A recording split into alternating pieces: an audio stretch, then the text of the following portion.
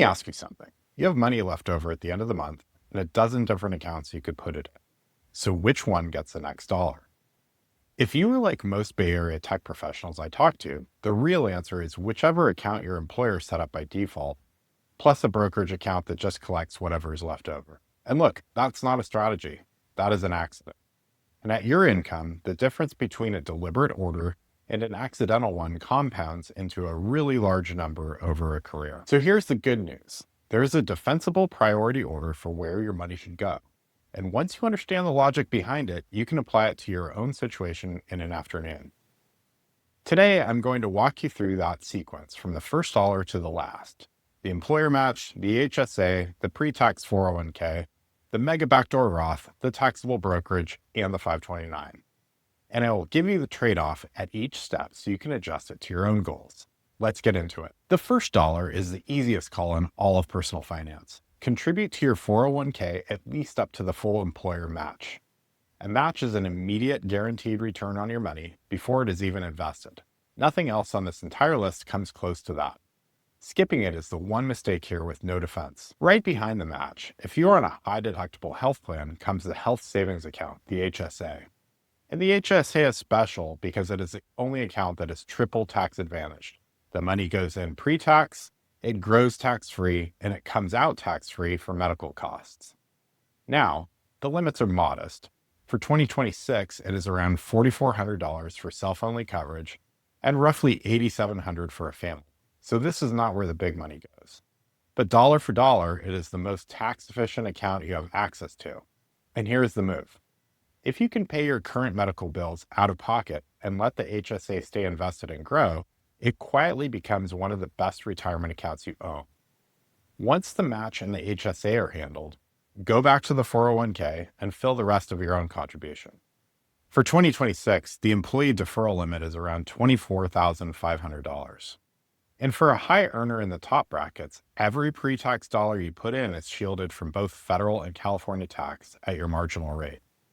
In a high-tax state like ours, that deduction is worth more to you than it is to almost anyone else in the country. Now, people always ask about pre-tax versus Roth here.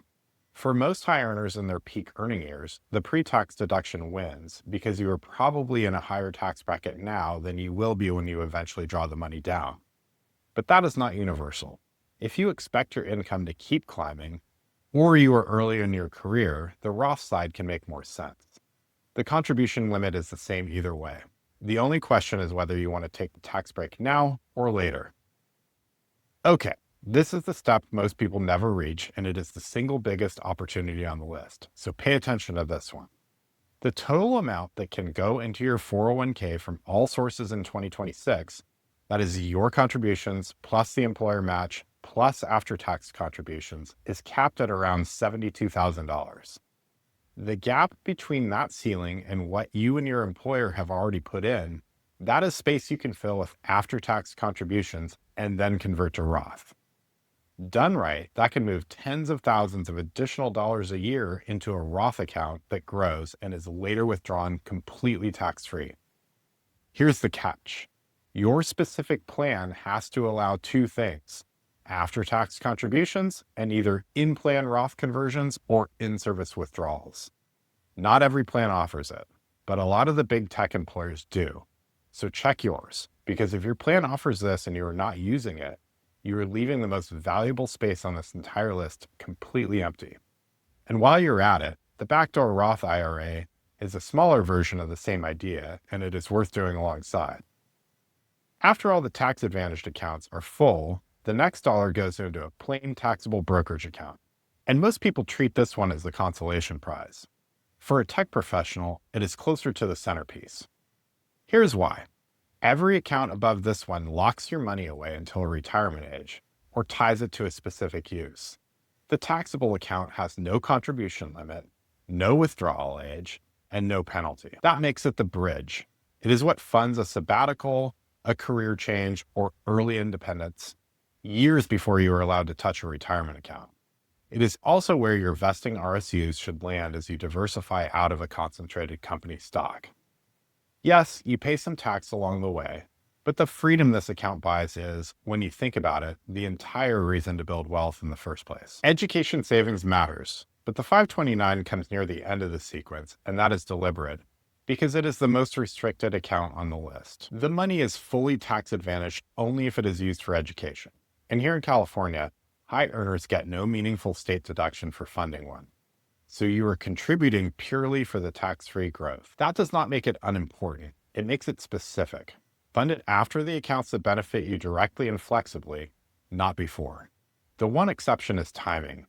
Because the growth compounds tax-free, money you add when a child is young has the most years to work. So once your own retirement and flexibility buckets are on track, front-loading a 529 early is reasonable. Just keep the order intact. Your oxygen mask first, then the education fund. So here's the bottom line. The sequence is the strategy. Capture the match, max the HSA, fill the pre-tax 401k, exploit the Mega Backdoor Roth if your plan allows it, build the taxable account that buys your freedom, and fund the 529 last. The exact order can flex with your goals. Put more weight on the taxable account if early independence is your priority. But the logic stays the same. Most after-tax growth per dollar with enough flexibility to actually live the life the money is for. If you want to talk through your specific situation, the link to schedule a call is in the description. And if you haven't subscribed to Vested yet, my weekly newsletter for Bay Area tech professionals, the link for that is down there too. I'll see you next week.